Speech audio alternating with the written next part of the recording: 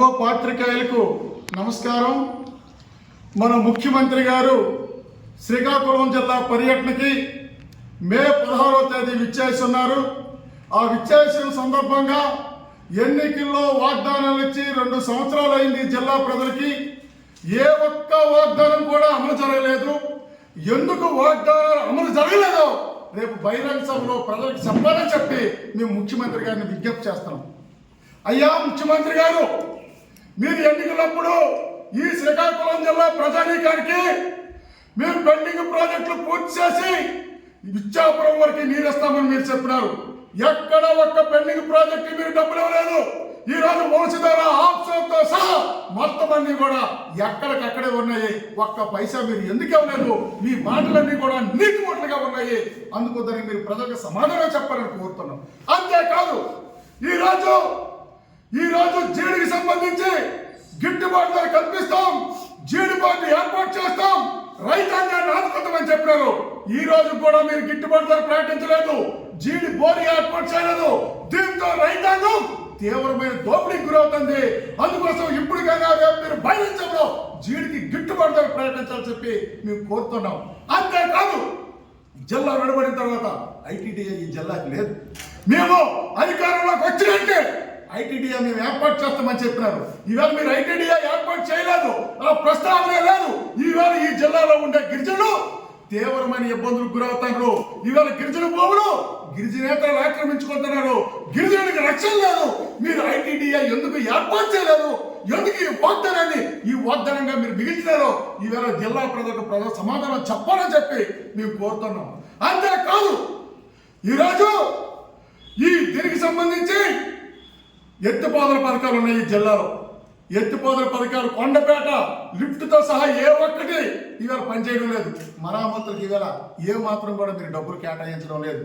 అలాగే దీనికి సంబంధించి వంశధార నిర్వాసితులు ఈ జిల్లా కోసం సర్వము త్యాగం చేసిన వంశధార నిర్వాసితులు ఉన్నారు. మీరు ఎన్నికల్లో మీకు స్పెషల్ ప్యాకేజ్ ఇస్తామని చెప్పినారు. ఇప్పుడు కూడా మీరు స్పెషల్ ప్యాకేజ్ కాదు, ఒక్క 10 పైసలు కూడా ఇవ్వలేదు. ఈరోజు మీ వాగ్దానాలన్నీ కూడా నీటి మూటలుగా ఉండిపోయి ఈ శ్రీకాకుళం జిల్లా ప్రజలు ఎదురు చూస్తారు. ఎందుకు అమలు జరగలేదో మీరు సమాధానం చెప్పాలని. అలాగే ఫిషింగ్ హార్బర్ ఉంది. ఇవాళ పొడిగట్లపాలెం ఫిషింగ్ హార్బర్ నేను పూర్తి చేస్తానని మీరు చెప్పినారు. ఏది మీరు ఎందుకు పూర్తి చేయలేదు అని అడుగుతున్నాం. ఈ జిల్లాకు సంబంధించి మీరు ఇచ్చిన ఏ ఒక్క వాగ్దానం అమలు చేయలేదు. శ్రీకాకుళంలో సుందరంగా తీర్చిదిద్దామన్నారు, అండర్ గ్రౌండ్ డ్రైనేజ్ సిస్టమ్ అన్నారు. ఏది ఈవేళ అది లేకపోవడంతో నాగావరి నది కాలుష్యంలోకి వెళ్ళిపోయి ప్రజలు తాగునీరు కాకుండా మురికి నీరు తాగవలసిన దౌర్భాగ్య పరిస్థితి ఏర్పడింది. అంతేకాదు మీరు రిమ్స్ సూపర్ స్పెషాలిటీ హాస్పిటల్ చేస్తామని చెప్పినారు. రిమ్స్ సూపర్ స్పెషాలిటీ హాస్పిటల్ కాలేదు.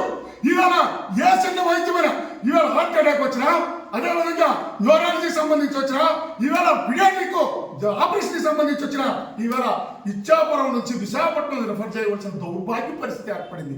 ఎందుకు ఆపటి నిమిషం మీరు సూపర్ స్పెషాలిటీ హాస్పిటల్ చేయలేరా అని అడుగుతున్నాం. కోడిరామూర్తి స్టేడియం మీరు 2019లో దాన్ని పగలగొట్టారు. దానికి ఒక పైసా కూడా మీరు ఇవ్వలేదే. ప్రపంచ ప్రఖ్యాతిగా క్రీడాకారులను అందించిన కోడిరామూర్తి స్టేడియం దానికి ఈవేళ అతిగతి లేకంటే ఏర్పాటు చేయాలి. ఇవన్నింటి కూడా రేపు ఈ జిల్లా ప్రజలకి సమాధానం చెప్పాలా? సమాధానం కోసం జిల్లా ప్రజలు ఎదురు చూస్తారని అడుగుతాం. మరొక వైపున ఒక్క వాగ్దానం అమలు చేయలేదు సరే కదా, రెండో వైపున జిల్లాని విధ్వంసం చేసే ప్రాజెక్ట్ ఇవాళ మీరు తీసుకొచ్చేస్తారు. ఇవాళ కొవ్వాళ్ళు అణు విద్యుత్ కేంద్రం పెడతారు. అది అణు విద్యుత్ కేంద్రం పెట్టడం అంటే కొవ్వాళ్ళు అనుభవం పెట్టడం పెడితే అది ఉత్తరాంధ్రకి మరణ శాసనం పెట్టింది.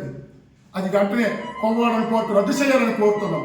రెండో వైపున ఉద్దానాన్ని విధ్వంసం చేసే కార్గో ఎయిర్పోర్ట్ ఫ్యాక్టరీ మొత్తం ఉద్దానాన్ని విధ్వంసం చేయాలని చూస్తారు. వెంటనే కార్గో ఎయిర్పోర్ట్ ప్రతిపాదన ఉపసంహరించాలని కోరుతున్నాం. అలాగే ధర్మాల మార్కెట్తో సరుకుల ప్రాంతాన్ని మొత్తం మంది కూడా కార్పొరేటర్ అభ్యర్థులను చూస్తారు. దాన్ని ఉపసంహరించుకోవాలని కోరుతున్నాం. అలాగే సముద్ర తీర ప్రాంతాన్ని ఎత్తమేళల కోసం ఇవాళ ఆదాయానికి మీరు మొత్తం ఇచ్చేస్తే అవన్నీ చల్లేస్తే ఉప్పు నీరు వస్తుంది, సముద్రం నుంచి రక్షణ ఉండదు, ప్రకృతి వైపరీత్యం నుంచి రక్షణ ఉండదు. మొత్తం అంతా ఈ శ్రీకాకుళం రక్షణ లేకుండా చేస్తారు. ఎంతో అవసరమైన ప్రాజెక్టుని రద్దు చేయాలని చెప్పి మేము డిమాండ్ చేస్తాం. మీరు వాగ్దానాలు అమలు చేయాలా? విధ్వంసకర ప్రాజెక్టులు ఆపాలా? పోర్టుకు అనుబంధంగా ఈరోజు పెద్ద ఎత్తున టెక్కల్ ప్రాంతంలో 38,000 ఎకరాల భూములు బలవంతంగా గుంజుకోవాలని చూస్తారు. ఎట్లాంటివన్నీ కూడా ఉపసంహరించాలని చెప్పి మేము డిమాండ్ చేస్తున్నాం. అందుకోసం వాగ్దానాలు అమలు చేయాలా? కాళేశ్వరం ప్రాజెక్టులు రద్దు చేయాలని కోరుతూ భవిష్యత్తులో పెద్ద ఎత్తున ప్రజలతో ఉద్యమాలు చేపడతామని చెప్పి హెచ్చరిక జారీ చేస్తుంది.